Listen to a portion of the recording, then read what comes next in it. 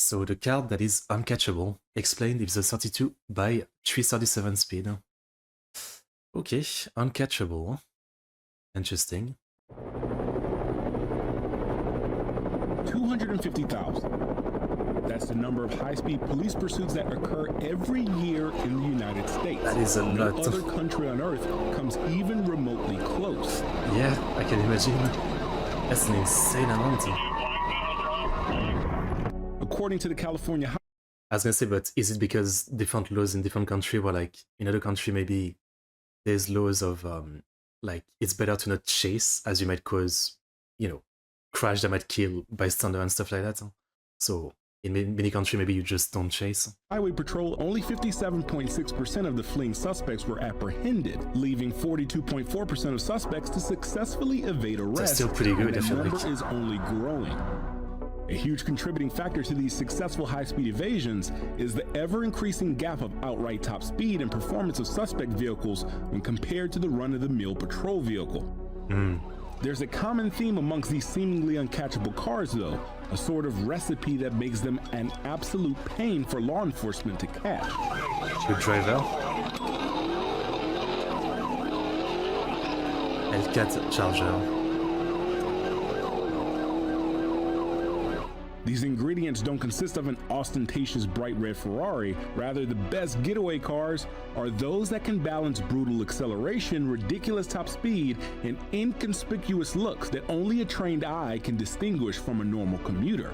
And they even have a name for it thanks to the British, who almost banned their very existence. On this episode of Explained, sponsored by Surfshark, we will take a deep dive into the rise of the super saloon and how it became the preferred method to evading authorities around the world. Historically, where you find organized crime, you will also find fast automobiles used to evade authorities. Right? The 18th Amendment of the United States Constitution, which began the Prohibition era of the 20s and early 30s, made the manufacturing, sale, and transportation of intoxicating liquors illegal, which gave rise to bootleggers who transported moonshine from rural parts of Appalachia and imported liquors from Canada with hot-rodded vehicles to evade law enforcement. Their specialty was the Ford Model 18, which was more expensive and nearly identical to the Ford Model B used by law enforcement, but ditched the meager 50 horsepower inline four-cylinder for a flathead V8 that produced a healthier 65 horsepower and later up to 85 horsepower. According to bootleggers at the time, it was fast enough to stay one step ahead of the law, rugged enough for the mountain roads, and had a big enough trunk and backseat to squeeze in moonshine.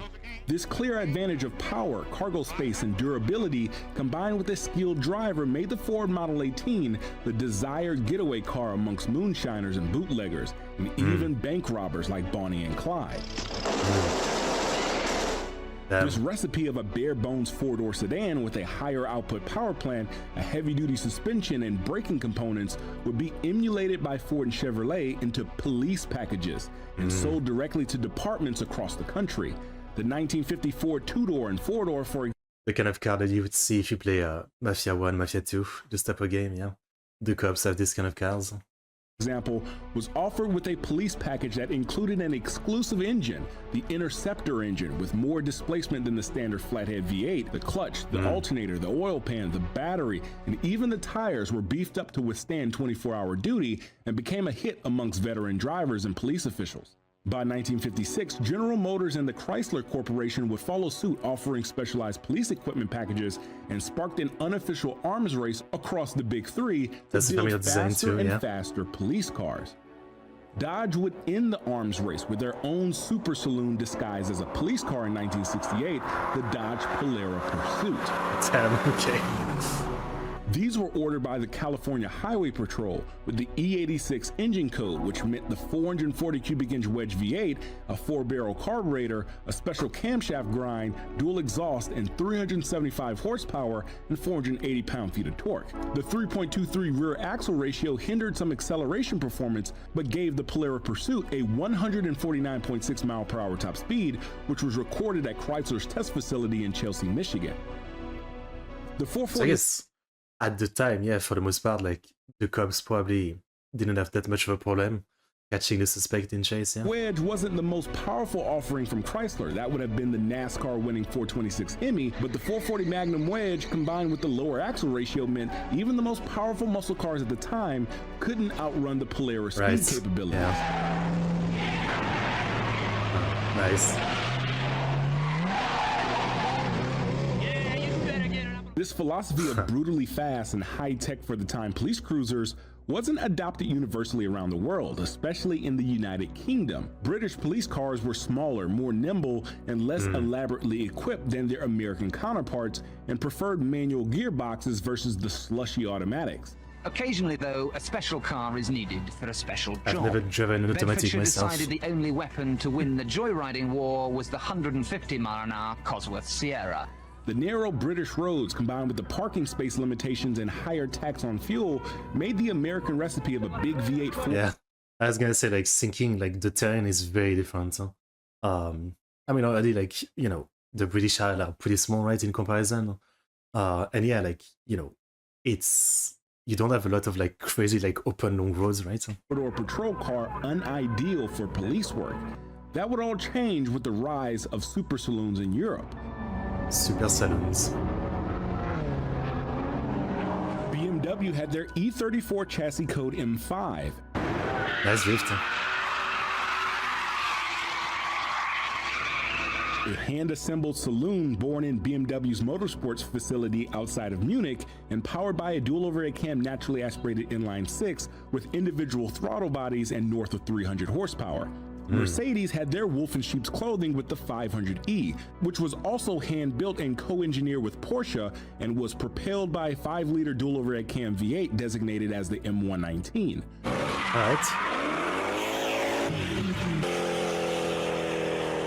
Yeah, I mean, I guess it really does look like a regular car. At alarming rates, and they became the tool of choice for jewelry heists and ram raids across Britain in the 90s. One specific model became literally uncatchable by authorities, and it wasn't a BMW nor a Mercedes, rather an amalgamation between General Motors and their recently acquired Lotus Engineering, known as the Type 104, or better known as the Lotus Carlton. These cars began as a 3000 GSI Vauxhall Carlton or Opel Omega off the production line and shipped to Lotus Engineering to be intensely modified. The inline six received a longer stroke forged steel crankshaft, increasing the displacement from 3 liters to 3.6 liters, and ditched the natural aspiration for twin Garrett T25 turbochargers. The forged moly pistons reduced compression from 10.0 to 1 down to 8.2 to 1 to account for the increased cylinder pressure since it was now boosted. The output increased from an already healthy 201 brake horsepower up to 377 brake horsepower.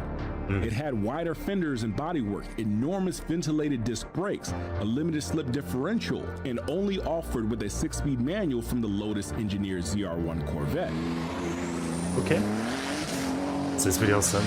Got it.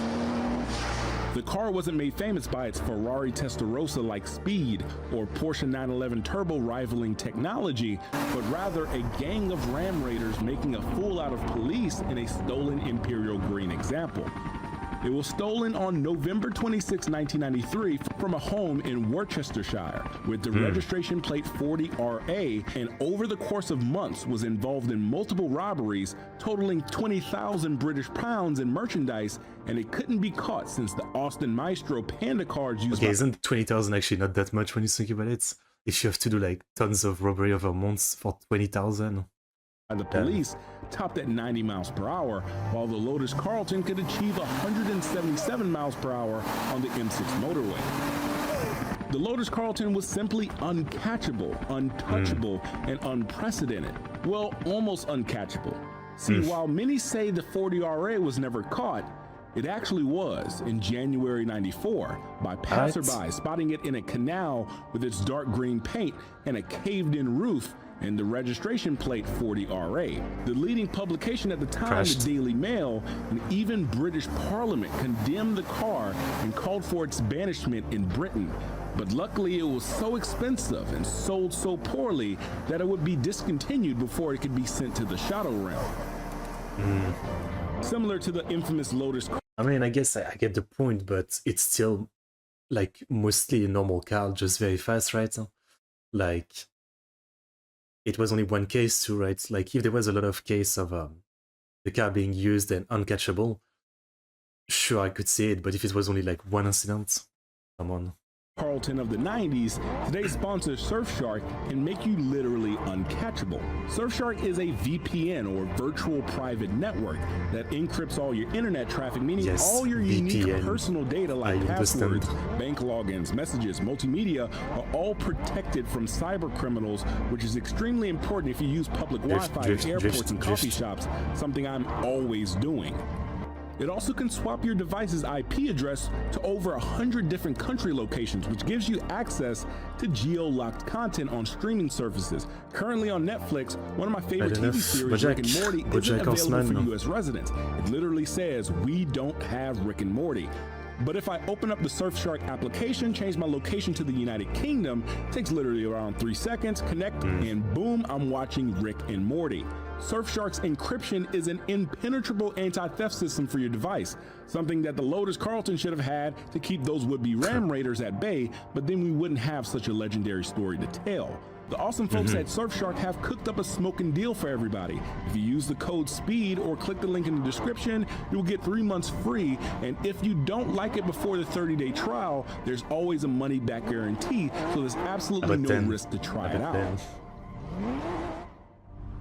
I mean, the video is how many years old? No, it's still working, right? 1 year ago, it's not that old. The Super Saloon explosion in the late 90s to early 2000s was slow to reach American manufacturers. Body-on-frame, solid rear axle, high-performance sedans like the Impala SS with its Corvette LT1 small block were essentially a 9C1 Chevy Caprice police car in civilian attire.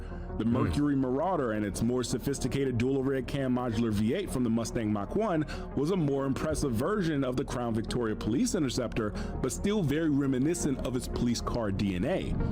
They didn't outclass their law enforcement counterparts by much of a margin, not until Dodge would reintroduce the Charger in 2006 on the Chrysler LX chassis. That is a good-looking Law car. enforcement agencies quickly flocked to the Charger Pursuit package as it was more stable at high speeds than the Crown Victoria or Caprice, given its Mercedes E-Class engineered independent rear suspension, and offered a 5.7-liter Gen 3 V8 from the track or RT trim of the civilian Charger that made 340 horsepower, and a Mercedes 5-speed automatic, which gave it a 150-mile-per-hour top speed, finally eclipsing the 1969 Polara Pursuit after nearly 4 decades. Alongside the road and track-based Pursuit, the SRT8 or Street and Racing Technology variant was available to the civilian market only, which completely outclassed the Pursuit Charger.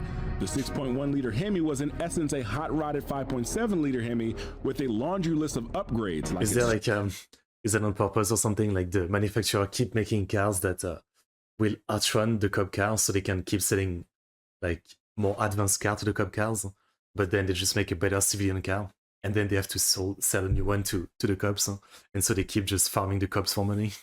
Stronger cast iron block, larger bore diameter, a forged steel crankshaft, higher compression from 9.6 up to 10.2 to 1, more aggressive camshaft grind, and cylinder heads that flowed exceptionally for a pushrod design. The new Hemi power plant gave 85 more reasons why it was the go-to super saloon, and thieves would quickly catch on.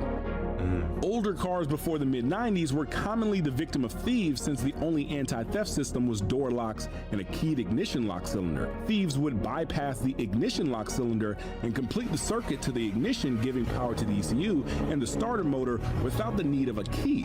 Newer cars like the SRT8 Charger have a transponder in the key that is coded specifically to the car's anti-theft computer. Even if the car is hot-wired, the anti-theft computer locks the ECU from firing the injectors and spark plugs, rendering the car unstartable and useless. This eliminated random low-level thefts, but then became a target for specialized criminals who knew how to exploit the security system. Thieves would carry blank uncoded keys and key programming computers. From there, they would program a new key after entering the special security code, and within a minute or so, they were off with the SRT8.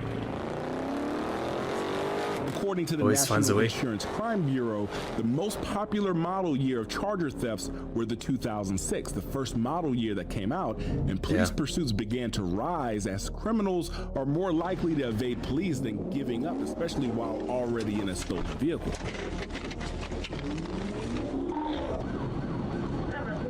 Charger was never found. The supremacy of the Charger as the go-to getaway car would only get more and more ingrained as the years progressed. Drifting.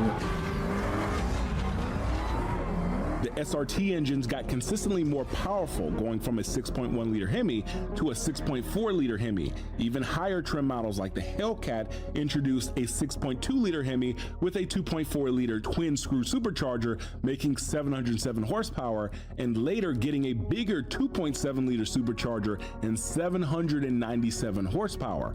All the while, the Pursuit Charger kept the standard 5.7 liter Hemi, and while it did get a power bump from 340 to 370 horsepower, it was completely outclassed by the SRT variants used by getaway drivers. Could I buy a better car? I mean, that would bankrupt America, but they should do like they do in Dubai or something, when they have like actual like you know, full-on sports car, like you know, like a Porsche or something. I think. As like police car, which, you know, no one is outrunning that. Obviously that would bankrupt, you know, the system. I know. Damn.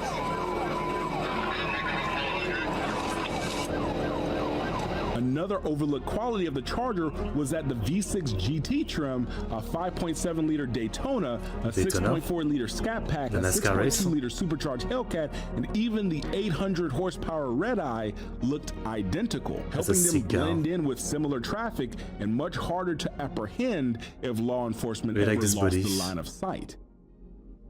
These advantages would be exploited to monumental proportions in an infamous black Dodge Charger in May of 2022. Trooper Jacob Bird began pursuit of a black Dodge Charger that was speeding in a residential neighborhood in Little Rock, Arkansas, and as soon as the chase began, it was over. The Charger was gone. 45 minutes later, it was spotted by Trooper Alan Johnson a couple miles east on the Wilbur D. Mills Freeway and would escape again. 3 months later in August, Trooper Spencer Morris spotted the Charger racing down the highway on the Tennessee-Arkansas border, but the Charger blacked out its taillights and the skilled driver got away once more. Damn. Just like that, huh? I mean, at least it's probably way easier at night, obviously. A month later, on September 4th, Trooper Quincy Harris tried chasing the infamous Charger in south of Little Rock, Arkansas, but was dusted as soon as it started. Suspecting the Charger, even though it's cladded in RT trim, it most likely had a modified Hemi engine or could even be an SRT Hellcat with RT body cladding to fool the police.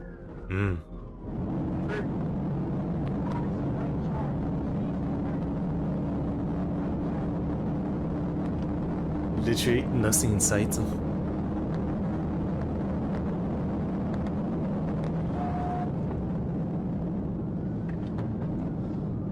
Is not seen again, yeah. I mean, with the roads so clear. On the same highway as the second pursuit in May, the black Charger would toy with the police, purposefully pulling over for a traffic stop, and as soon as Trooper Monte Hernandez touched the back of the car, he was gone. Yeah, at least Good Boy is using the turn light, you know. It's already gone. Like, not too late. Just don't even try.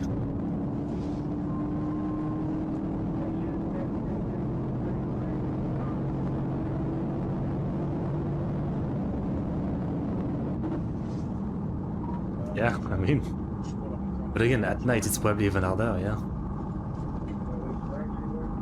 As many as 14 chases later, and even a recent encounter in October of 2023, this Charger hasn't been caught and probably never will. The Blackout Charger is in essence America's RA40 Lotus Carlton, a car that was uncatchable for its era, and getting within 100 feet of it is because the driver let you. Both were built on very common saloons of their time, one modified by Lotus Engineering to be the world's fastest saloon, and one most likely modified in his garage to evade law enforcement for shits and giggles. While the RA40 Carlton's legendary existence came to an end in 1994, The blackout charger is still alive, and there's no telling if the next black charger with a loud exhaust you see is just an average Mopar enthusiast or the infamous blackout charger. And remember, if you ever want to be uncatchable and interesting. I mean, yeah, cars to be fast, and I guess again, especially like in a country like America that is so insanely massive, and there is such an insane amount of cops and so police car. I guess there's literally like they just can't afford to have like much better cars to to deal with this kind of people. I guess I'm assuming like 90% or more of like the actual like chase that happen is against normal people with like regular vehicles. So sure, once in a while you'll have the problem of like having to chase like a car that's way too fast, but most of the time, I'm guessing the regular cop cars do the job, right? And most of the time, regular people aren't great drivers either. So yeah, I guess most of the time it's fine. It wouldn't make sense probably to get better cars just to catch the few this type of people, right? I get it. Okay. Well, very, very interesting video. Very interesting subject. I quite enjoyed it. Very interesting. Very interesting video. Yeah. I wonder, like, again, I don't actually know, but is there even police chase in France? France, police car chase allowed? Commanding officer must give permission, presumably over the radio, for a chase to proceed with caution. Yeah, okay, that's what I thought. Like again, I think probably in France and in other European country and maybe other country, like I think generally like chase don't really happen like that. So, like the only situation I could imagine like a chase happening is like if it's really like a terrible criminal, that is just kill people or something.